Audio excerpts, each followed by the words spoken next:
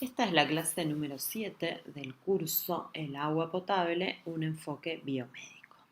La clase se titula Remediación y bioremediación de aguas con fluoruro y arsénico.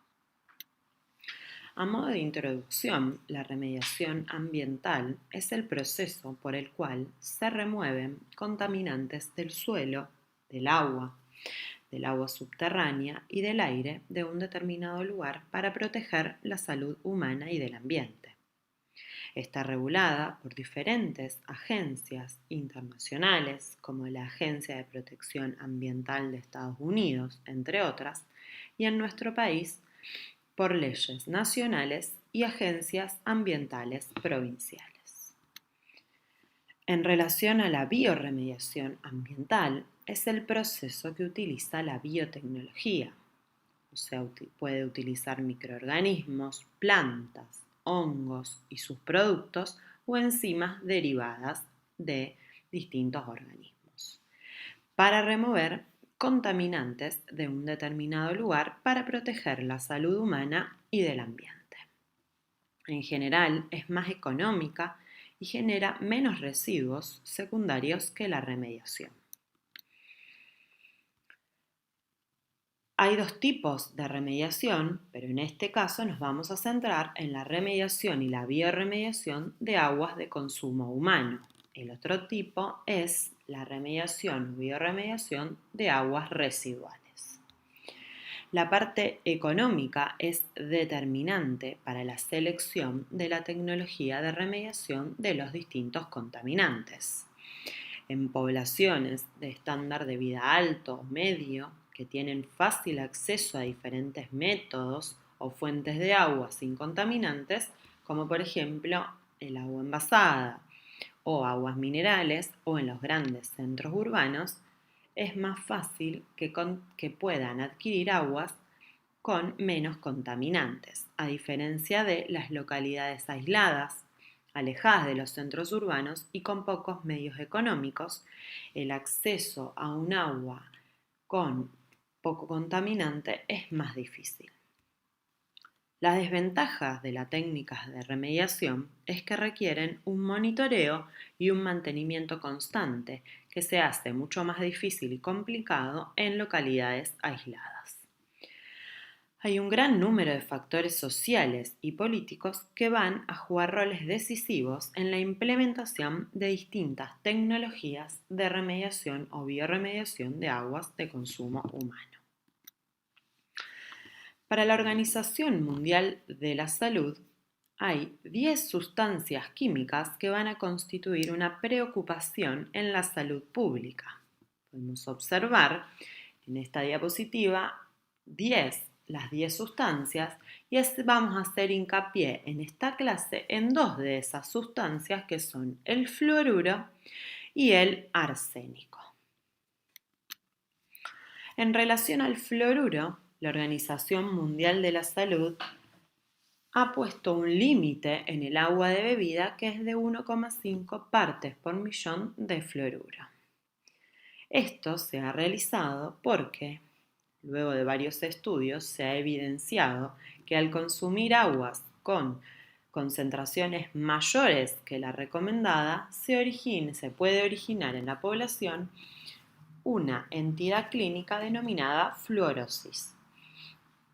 Esa fluorosis puede evidenciarse de forma dental, denominada fluorosis dental, en el cual se puede observar moteado dental o pérdida de piezas dentarias. Como también puede observarse en casos más graves la fluorosis esquelética, en la cual se observa deformidades óseas. En ambas manifestaciones se han observado afecciones endocrinas y resistencia a la insulina. El fluoruro es muy abundante en la corteza terrestre, formando parte de rocas y sales. Ingresa al organismo con el agua de bebida o como recurso terapéutico, aunque su mayor ingesta siempre va a ser en el agua de bebida por su habitual concentración en la corteza terrestre, por lo tanto en las aguas. En Argentina hemos realizado un trabajo en el CUEN en donde encontramos que el 28% de las aguas de consumo de la provincia de Santa Fe superan el límite impuesto por la OMS.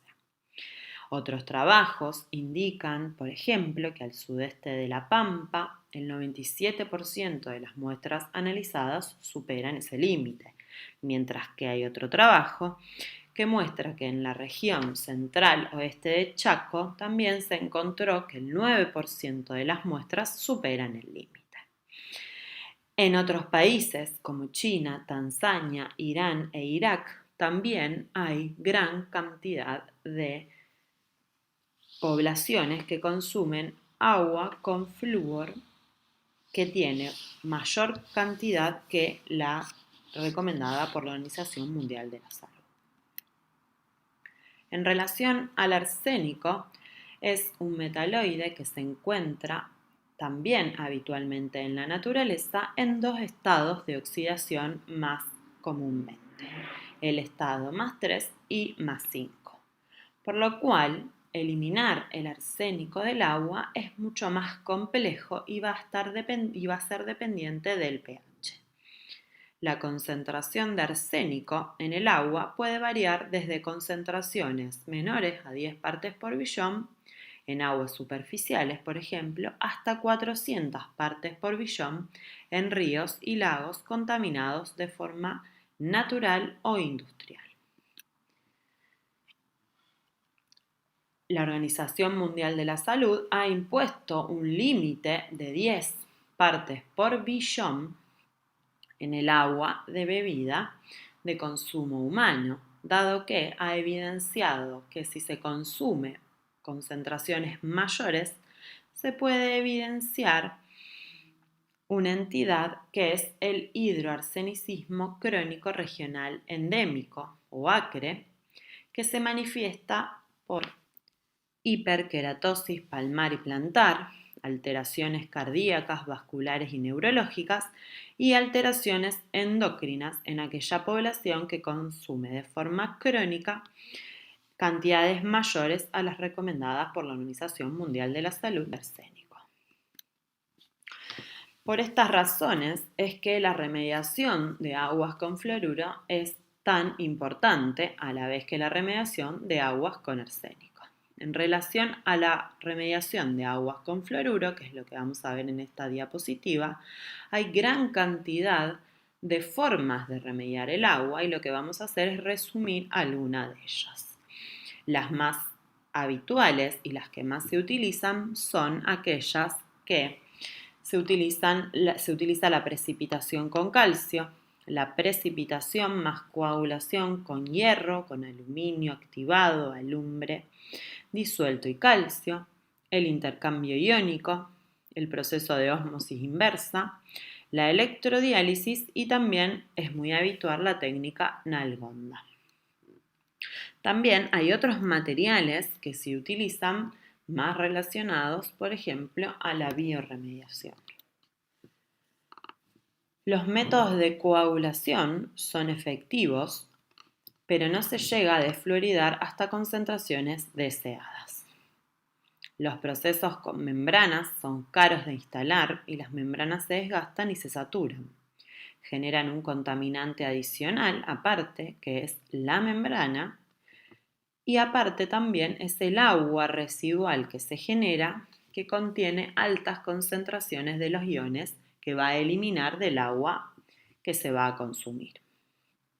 Los electroquímicos son más caros y son difíciles de operar, y la técnica Nalgonda es una de las más utilizadas en países en desarrollo, que comprende la adición de alumbre, cal e hipoclorito de calcio al agua y tiene como una desventaja la adición de aluminio al agua en valores que superan los permitidos por la Organización Mundial de la Salud, por lo cual al utilizar esta técnica debe dosarse y controlarse de forma constante el aluminio en el agua.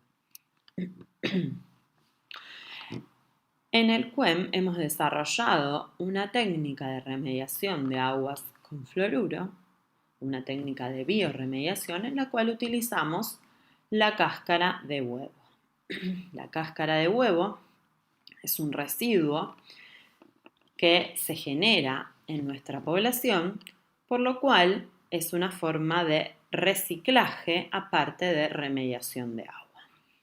La composición de la cáscara de huevo es mayoritariamente carbonato de calcio, el cual, una vez incinerado, se convierte en óxido de calcio, que al adicionarse a aguas con alta concentración de fluoruro, lo que ocurre es que se forma fluoruro de calcio que precipita, eliminando el fluoruro del agua. La capacidad de defluoridación que va a tener esta técnica es de 0,58 miligramos de flúor por gramo de medio, lo cual hace que sea una técnica que pueda aplicarse de forma hogareña más fácil, reciclando el residuo y generando aguas con concentraciones de flúor más bajas, pero va a tener una desventaja de aplicación a nivel industrial, dado que se tiene que recolectar el residuo, incinerar grandes cantidades y, por lo tanto, defluoridar grandes volúmenes de agua. Una técnica muy habitual y la que más se utiliza en nuestro país es el método de ósmosis inversa, que ya hemos visto en otras clases de este curso, que consta de membrana, que lo que hacen es el agua pasa a través de membranas generando, ¿sí?, una eliminación de los iones disueltos. No es únicamente utilizada para la eliminación del fluoruro, sino para la eliminación de gran parte de todos los iones que contiene el agua. Podemos observar en esta gráfica realizada en el CUEM, con muestras de agua que tenemos en nuestra base de datos, una gráfica de la concentración de fluoruro en función del tipo de agua. Es una gráfica de cajas y bigotes donde las líneas de punto con sus extremos indican el rango, el menor valor hasta el mayor valor. Los puntos externos son puntos que caen fuera del rango, ¿sí?, denominados outliers o extremos, mientras que la caja indica en su extremo inferior el percentilo 25, en su extremo superior el percentilo 75 y la línea media dentro de la caja es la mediana, indicando el 50%, ¿sí?, de las muestras. Como podemos observar, a medida que aumenta la forma de remediación o potabilización del agua, va a disminuir la concentración de flúor, observando que en aguas que fueron tratadas por ósmosis inversa, la concentración de flúor es significativamente menor a aquellas que son de red, con potabilización básica, digamos, de red, o aquellas que son de pozo sin ninguna potabilización. El uso de filtros también es una práctica habitual en nuestro país y existen diferentes marcas disponibles en el mercado. Se conectan a una canilla y permiten la obtención de agua filtrada o se colocan directamente en el dispenser de agua filtrándola. Lo que hemos observado al analizar 10 muestras de agua en nuestra base de datos es que no remedian el fluoruro del agua, dado que, como vemos, los valores de fluoruro sin filtro y los valores de fluoruro con filtro no son diferentes significativamente. En relación a la remediación de aguas con arsénico, podemos observar que hay gran parte de esos métodos que son muy similares a los que se utilizan para remediar el agua con fluoruro. El primer paso y la diferencia que hay es que se debe oxidar el arsénico de arsénico 3 a arsénico 5. Recordemos que el arsénico tiene distintos estados de oxidación, a diferencia del fluoruro, por lo cual su remediación es un poco más compleja y requiere este paso previo. Los métodos generales más utilizados para la remediación de aguas con arsénico son la oxidación, precipitación y precipitación formando flóculos coagulados, el tratamiento con carbonato de calcio, la absorción en distintos medios, las resinas de intercambio iónico y las tecnologías de membrana.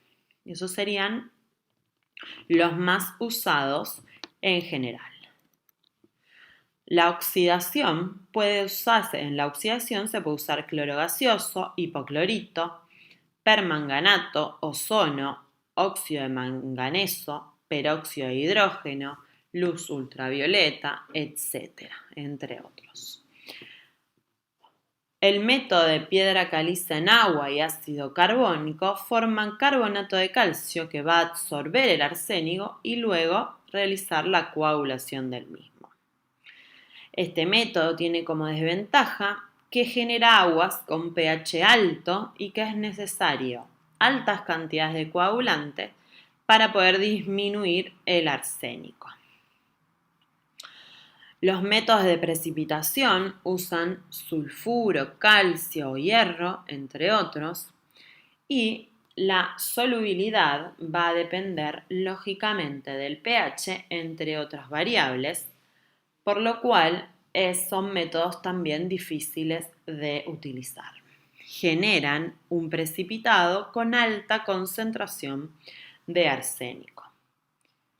Las resinas de intercambio iónico, el arsénico se intercambia con otros iones de la resina y en general esas resinas van a ser de matriz polimérica.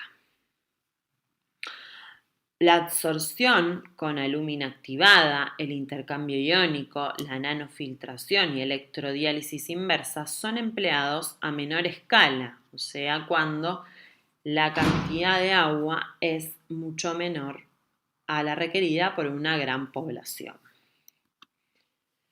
El proceso de ósmosis inversa es uno de los más utilizados, como ya mencioné, en relación también al fluoruro, y como podemos observar en esta gráfica, que vemos la concentración de arsénico en función de los distintos tipos de agua o fuentes de agua, vemos que aquellas aguas que son provenientes de proceso de ósmosis inversa van a tener una concentración de arsénico significativamente menor a aquellas que fueron potabilizadas, siendo de red, o aquellas que fueron directamente tomadas de un pozo de agua. El uso de filtros, como ya mencioné, es muy habitual en nuestro país y cuando realizamos el mismo análisis que hicimos para el fluoruro, evidenciamos que tampoco remedian el arsénico del agua. De 10 muestras analizadas, vemos que la concentración de arsénico sin filtro no difiere significativamente de la concentración de arsénico cuando se utiliza el filtro. Hay un método que fue realizado por la Facultad de Ingeniería de la Universidad Nacional de Rosario, que se denomina ARCIS-UNR, que realiza una remediación conjunta de aguas con arsénico y fluoruro. Para ello se realiza una prefiltración, una coagulación y floculación seguido de una doble etapa de filtración. En las aguas generadas, lógicamente, se va a eliminar el flúor y el arsénico, pero generan un precipitado con alta concentración del mismo que luego debe ser tratado. Esta técnica o este proceso es muy usado en distintas localidades de la provincia de Santa Fe y algunas del resto del país. Puede disminuir el valor de arsénico a valores cercanos a 10 partes por billón, pero por la gran demanda de agua de una población, se opta por mezclarla con agua sin remediar, dado que no llega a satisfacer la demanda. 2 muestras medidas de agua de días diferentes de una población en la cual se utiliza este proceso evidenciaron que al haberla mezclado con agua sin remediar, se obtienen concentraciones en relación al arsénico que superan los límites recomendados por la Organización Mundial de la Salud y en relación al fluoruro están muy cerca del límite. O sea que al mezclar el agua obtenida con agua sin remediar, no se llega a satisfacer las recomendaciones de la Organización Mundial de la Salud en relación al arsénico menos. Muchas gracias por su atención. Recuerde resolver las preguntas adjuntas de esta clase.